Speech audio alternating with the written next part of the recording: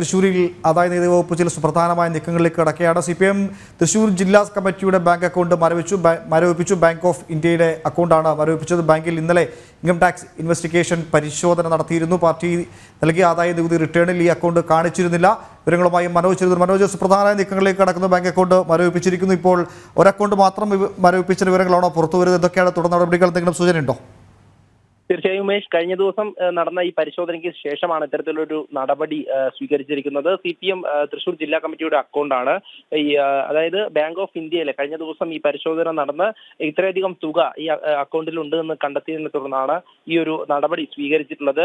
ഇതിൽ തന്നെ ഈ പാർട്ടി നൽകിയ ആദായ നികുതി റിട്ടേണിൽ ഈ അക്കൗണ്ട് കാണിച്ചിട്ടില്ല. 1998 ഈ അക്കൗണ്ട് തുടങ്ങിയിട്ടുള്ളത്.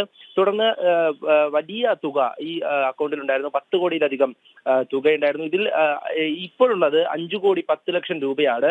ഇതിൽ 1 കോടി രൂപയാണ് ഈ കഴിഞ്ഞ അതായത് സ്ഥാനാർത്ഥി പ്രഖ്യാപനം വന്നപ്പോൾ തന്നെ പാർട്ടി ജില്ലാ സെക്രട്ടറി പിൻവലിച്ചിട്ടുള്ളത്. എന്തായാലും ഇത്തരത്തിൽ നിരവധി അക്കൗണ്ടുകൾ തൃശ്ശൂർ ജില്ലയിലെ വിവിധ ബാങ്കുകളിലായി പാർട്ടിക്കുണ്ട് എന്ന് തന്നെയാണ് ലഭിക്കുന്ന വിവരം. ഇതിന്റെ അടിസ്ഥാനത്തിൽ തന്നെയാണ് ഇൻകം ടാക്സ് ഈ പരിശോധന നടത്തി കൃത്യമായി നടപടി സ്വീകരിച്ചു വരുന്നത്. ഈ കരുവന്നൂർ ബാങ്കിൽ നടന്നിട്ടുള്ള ഈ ഇടപാടുമായി ബന്ധപ്പെട്ട് തട്ടിപ്പുമായി ബന്ധപ്പെട്ട് CPM-നെ കൂടുതൽ കുരുക്കിലാക്കുമ്പോഴാണ് ഇത്തരത്തിൽ CPM-ന്റെ പലതരത്തിലുള്ള അക്കൗണ്ടുകളും സമയക്കുറവുകൊണ്ട് മാത്രം ഇടപെടുകയാണ്. അടുത്ത ബുള്ളറ്റിൽ വിശദമായ റിപ്പോർട്ട് പ്രതീക്ഷിക്കുന്നുണ്ട്. പാർട്ടി നൽകിയ ആദായ നികുതി റിട്ടേണിൽ ആദായ നികുതി കണക്കുകളിൽ ഇപ്പോൾ മരവിപ്പിച്ച ബാങ്കിന്റെ വിവരങ്ങളില്ല എന്നാണ് ഇപ്പോൾ ആദായ നികുതി വകുപ്പ് കണ്ടെത്തിയിരിക്കുന്നത്. തുടർ വാർത്തകൾ മനോജിൽ നിന്ന് പ്രതീക്ഷിക്കുന്നുണ്ട്.